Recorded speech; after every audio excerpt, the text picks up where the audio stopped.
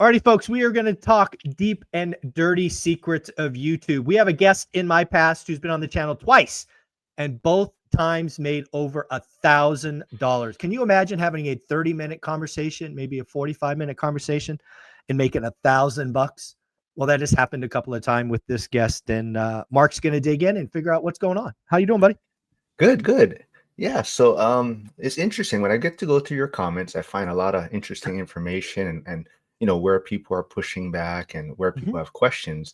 But I did see one. There was a question on YouTube, but then you also posted something on X about Melody Wright. So you had this post and it showed you how much you were making from some of the videos with Melody Wright. So I was also wondering, why hasn't she been back on? But so this one you posted, it says, just in case people don't believe me, here are the YouTube stats from our two discussions. I had two videos, both over $1,000.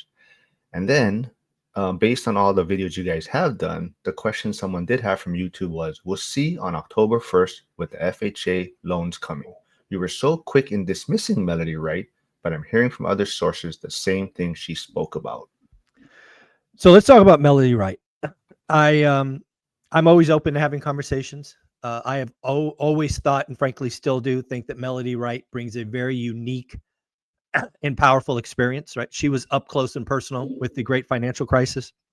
She has access and experience that I do not have. And I always appreciated the conversations. We agree on very little, which I think in today's environment is not done enough. I think more creators that disagree should have conversations. And the proof's in the pudding, right? I only have 2 videos on my channel that made over $1,000. Both of them are with Melody Wright. In fact, the video in 3rd place made $500.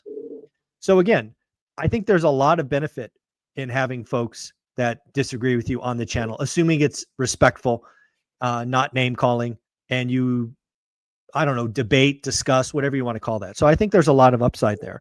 And I've always enjoyed my conversations with Melody. I frankly learned something, probably multiple things every time. I think she is a wealth of knowledge and a wealth of experience. That said, I have said on record and that I think her timelines are wrong, right? I think, I've said a couple of times that, I could see that fall, going that direction, Melody. You could be right, but you're thinking those dominoes fall too fast. And again, she called for a 5% crash in 2024, did not happen.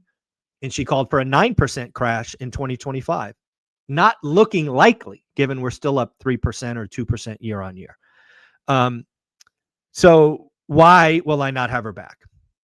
Well, about, I don't know, I think it was 6 months ago or so, somebody that she supports and does lots of material with, Real Estate Mindset, we don't need to hide it, left some very nasty and toxic comments, which I've clipped and shared with the world. It's actually shared in that tweet to Melody Wright. And I basically said above the video, above the one with the picture of the income is basically says, Melody Wright, you're amazing. However, I won't invite you back because you support this toxic, disgusting human being, in my opinion. And I don't need that in my life. I do not need $1,000.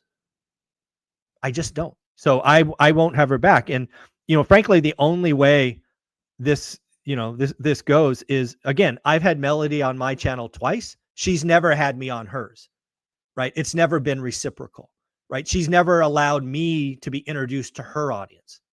So when people show you who they are, believe them. And Real Estate Mindset is poison. And she supports him. Now they have relationships and they travel together. I get it. It's fine. He's your boy. It's okay. Not mine. Not mine. And I won't have her back for that reason. Now, if she wants to build a bridge and invite me on and have a discussion on her channel, maybe we can have those discussions. But until this point, why would I bring that on my channel? It's just, I believe in this environment in healthy debate, but I'm not going to debate with someone who's, supporting evil and toxic human beings. So, it's just where we are. I don't need the money, and I'm going to not have that conversation. At least I'm not going to be the one to build a bridge. If she wants to reach out, and have a discussion on her channel, maybe we can do that. But until then, why would I? Why do I need that poison in my life? All right, that's I didn't know all of that was going on behind the scenes. But so I guess that's the perfect one to lead into. You posted this one or reposted on X, Cody Sanchez, and this maybe kind of relates to what you're just talking about, Melody Wright. But Mhm. Cody Sanchez says, despite it all, life is electric. And someone commented on hers and says, life is effing electric, bro. Don't fall for the doomer shit. That's for Yeah. losers and normies scared out of their own shadows. Walk around like God sent you a smile and everyone you see. Spread light and abundance. Build things and take chances. This is the best time in history. Yeah, I really believe that. Again, I had a conversation with the three amigos. I don't know if it posted yet. I think it did, talking about today is the easiest time to get wealthy. Now, again, I said easiest. I didn't say easy, easiest. And I truly believe that. However, if you don't believe that, I can't help you, right? You should walk around thrilled to have the opportunity to go build your thing. I have learned through building wealth, getting remarkably fit and healthy, that anything you want in life is focus, daily discipline, and that's it. Just do that. Just do whatever you claim whatever your why is, whatever your thing is.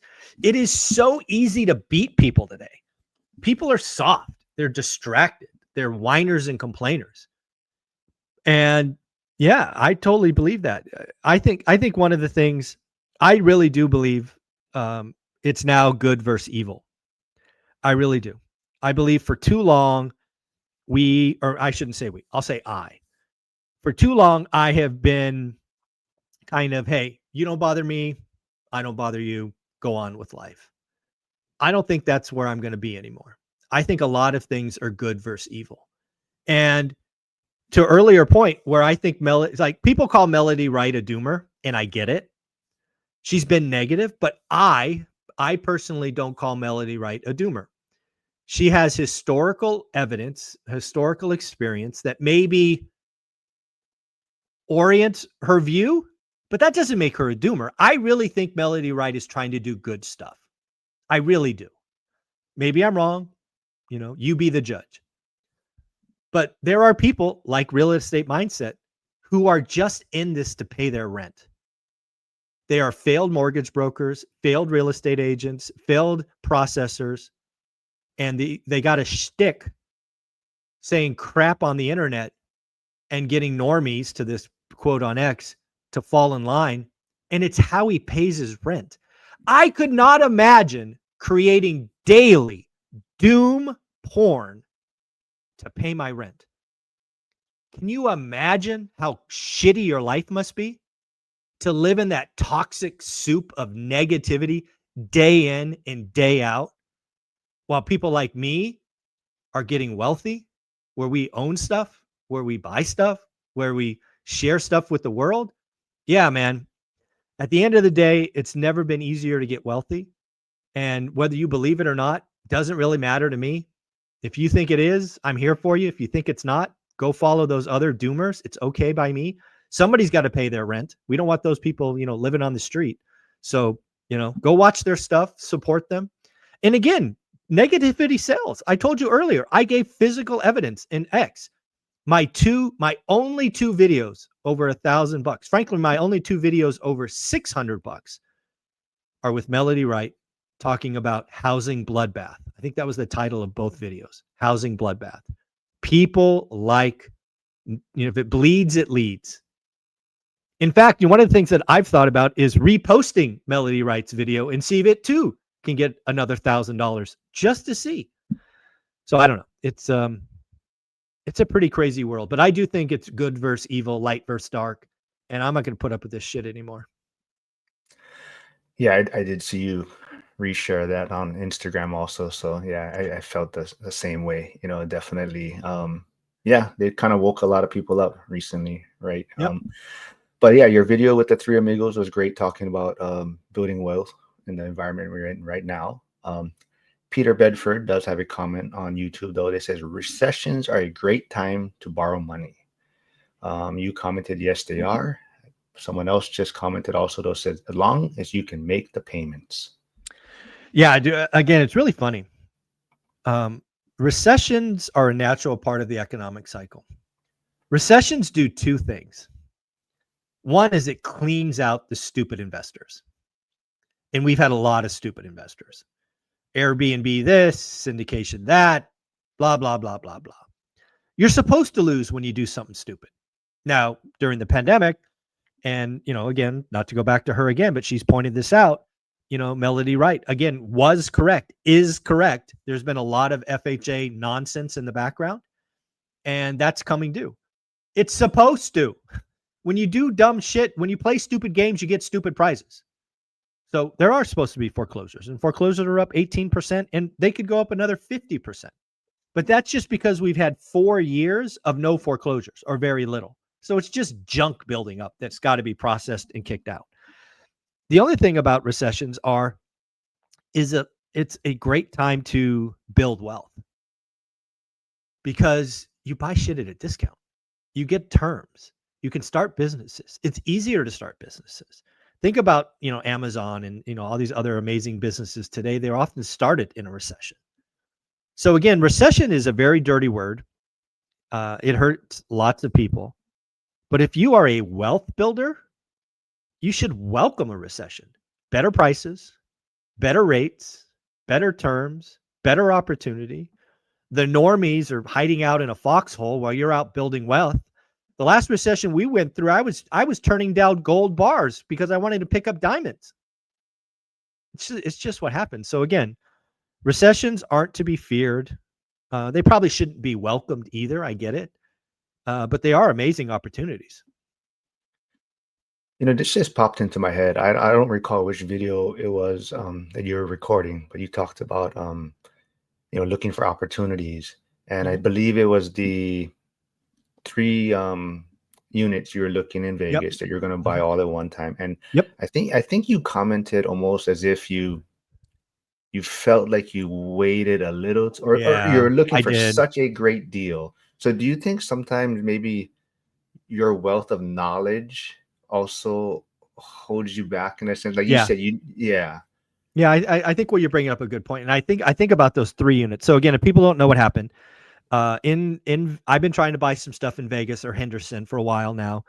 Lennar came out with a program aimed at investors. They were giving significant discounts to investors, either on price or terms or both. And people in my community were getting deals. And I went into this basically telling myself that I was going to get the best deal of anybody. And we were deep into negotiations, and I was going to buy 3 houses. Let's just be clear. I was going to buy 3 houses, same community. It's within a couple of miles of my house. It was going to be amazing. And we got down to what would have been a great deal. But again, back to getting a better deal than anybody else. I wanted $5,000 per house off more after negotiating rates and all of closing costs and 2 months of rent. And I negotiated the hell out of that thing. And unfortunately, when I went back that one last time to get $5,000 off of each house, I got a phone call the next day. Might have been like 36 hours later. It might have been a day plus a morning.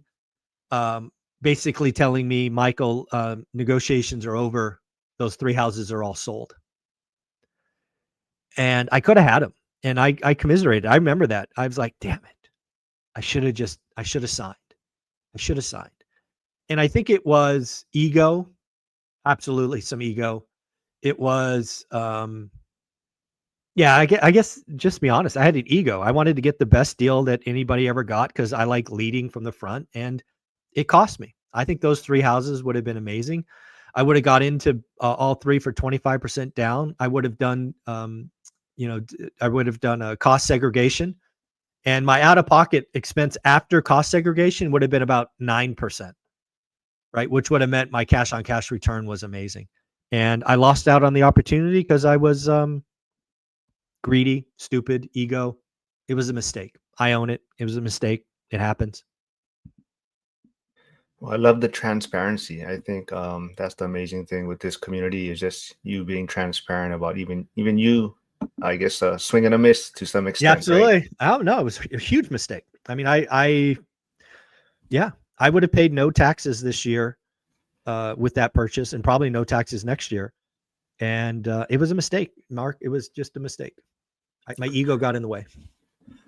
All right, this is another great question from YouTube. Peter Bedford, always putting in great comments. But like you said, talking about just having a discussion. So he said, okay, so assuming you're correct, how long will it stay at the bottom?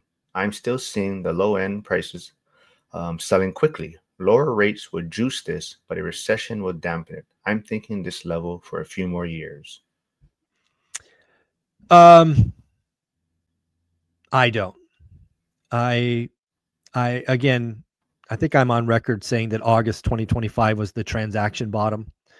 We'll find out in 3 or 4 weeks if I was right or not. But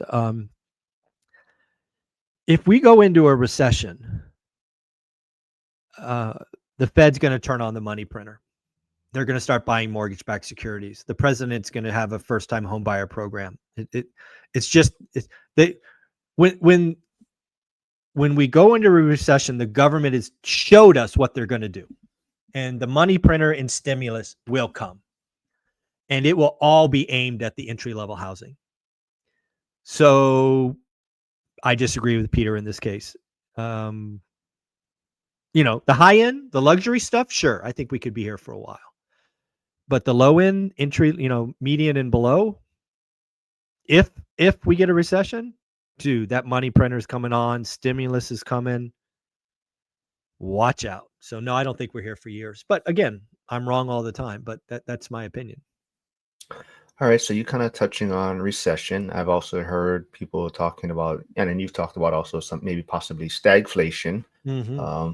But this individual, Dual Enduro, comments, stagflation will stay. People are trying to get out of it by passing it off. Business everywhere is losing margin. Business does not grow when people don't or can't borrow to build growth. So growth does not happen. It just stays the same for a long period of time. When that happens, people start to value time more than things. Sound familiar right now? So I agree with part of that. That last little one, at least studying the consumer, doesn't hold water long term. Again, the consumer is remarkably simple. They could change normal behavior for about 6 months, and then they just default back. So yeah, we might enter a time where, like the best example is 9/11, right? After 9/11, if you were an adult and you remember that situation, the country was different, just different for 3 to 6 months. People smiled at each other. We checked on each other. We were in this together. We were attacked. We collectively were attacked, and we acted differently. Fast forward 6 months, maybe 9 months in that extreme case, and we were just doing what consumers do, and it was like it didn't happen from a consumer behavior perspective. I think that's the best example of a time frame. But that said, when the government shows you what they're going to do in a recession, you should pay attention. And that means turn on the damn money printer, probably buy mortgage-backed securities because the housing market's in trouble, and just wait. A first-time homebuyer program is coming. That's my big guess. So this individual has more of a question than anything. They said, so Baron Campbell said, where's the big crash this time? We had a run-up in 2004, 2005, and then a big crash in 2008. We had another big run-up in 2021 and 2022, but prices hardly dropped this time. What's the story? Well, again, if you've this is where I think a lot of doomers, and maybe Melody Wright get it wrong, is everybody has PTSD about the GFC because it's most recent, because all of us went through it, all of us adults went through it. Some of us, and maybe she is, maybe she isn't, just only look at it like the next thing has to be the GFC, and it has to happen just like the GFC. As somebody who has studied 50 years of housing, we have had big run-ups many times other than just 2004 and 2005. And there's lots of things that could happen other than the GFC. We'll talk about the GFC in a minute because, again, the kindling or the setup is completely different. And the best example I have is what happened in 1978 to 1981, and then from 1981 to 1994. And if you don't know what I'm talking about, go to my website, onerentalatatime.com, get my 55-year spreadsheet. The answer is in the spreadsheet. The spreadsheet is free. It's free. It's free. And it holds the key to why people like Melody Wright, Real Estate Mindset, Reventure Consulting, all called for a price crash, and it didn't happen because we did get a transaction crash, which I called and was right. It's just everything is not the GFC, and the GFC is not everything. But if that's all you know, then every screw's a nail. So you hammer it, and that's not what you do with screws, right? That you screws, not nail them. But now, why is the GFC different? In the GFC, if you've studied history, 2004 and 2005, we had a record number of adjustable rate mortgages. I believe it was 2006. Somebody could Google and correct me. That 51% of loan originations were adjustable rate mortgages. It's the highest on record, right? No, no income, no, assets, ninja loans, just toxic garbage, neg am loans. It was horrible. And what happened in 2006 when you do ARMs and then they adjust in 2008, this is the wrinkle. This is the important part. You take someone's shelter cost, which had been artificially kept low, let's say $800, right? So you own a home, your payment's $800. Rent equivalent for that home is $1,200.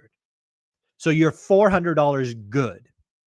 However, after 2 years, that $800 payment, because again, it was held artificially low, jumps to $3,000. Again, remember, you can rent the house for $1,200. Now you're $1,800 bad. Now, why did people do this? Because the story at the time was, don't worry, just refi, right? Refi till you die was kind of the mantra. And it worked until it didn't. What is happening today? Why we don't have the same setup? Today, we have the same example. We have somebody who owns a home and it's held artificially low. This time, though, it's held artificially low with 30-year fixed. Yes, taxes could go up. Yes, insurance could go up. But that $800 payment, to go back to the earlier example, is not going to exceed the $1,200 if you bought and you locked in at the right time. So we're not going to have the wave of what was called strategic defaults. What's a strategic default?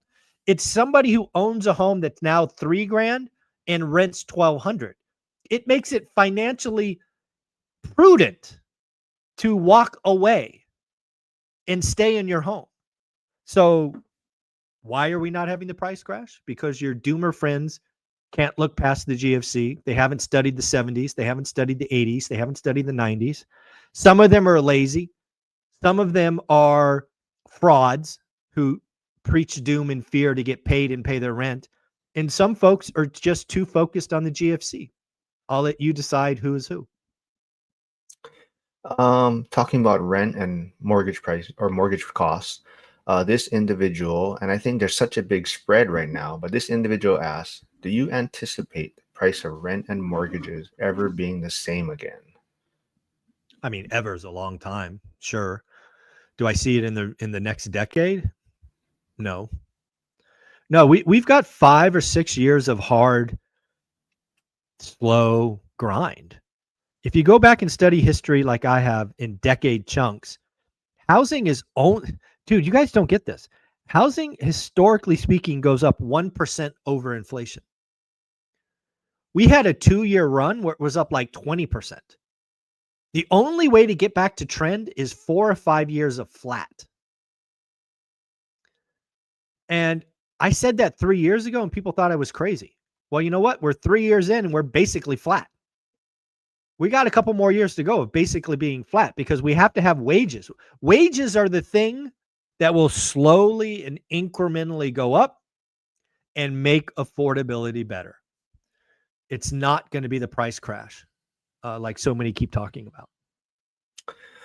All right, so let's wrap things up. I know everyone might think there's only doom and gloom out there, but so let's end on some positivity. Thank you. So you have the One Rent at a Time event coming up in February. Like you Yep. mentioned, that there's another accountability group in school, Yeah. but you posted this on Instagram and X, but it's a photo of yourself, one of your characters now, but it says supporting another person's success will never threaten yours. That's I'm glad my team put that together. That's a big deal to me. Again, in this world of good versus evil, light versus dark, I don't know that there's enough people reaching down and helping people. I know our community of go-givers and nearly 500 folks, yourself, all of them are like that. But in a world that is dominated by doomers, and doomers make thousands of dollars a video, that's why they do it. They make a lot of money. And yeah, it's always a great feeling to reach down and pull people up, listen to them, help them. Again, at the end of the day, I wear this hat for a reason, everyday wealth builders, because that's what my community is. It is an everyday activity. It takes a decade, but it's worth it. And if I can just be one living, breathing example of that and help, if I can help thousands of people, and then they help thousands of people, and then they help thousands of people, this thing, we could be helping millions of people in the next couple of years. And that'd be amazing accomplishment. One rental at a time, everyday wealth builders. If we can get a movement of 1 million people, we could grow the middle class. Again, everybody talks about the middle class shrinking.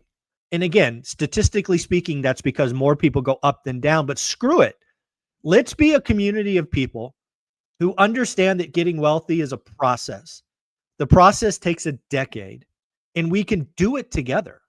That's what I'm trying to do. That's why I show up every single day. That is why you get 3 videos a day on YouTube, because I want you to see the commitment and the work and the effort. That is why I'm so excited about our school community. That's why it's $20, not $99, right? I want to take away all of your excuses.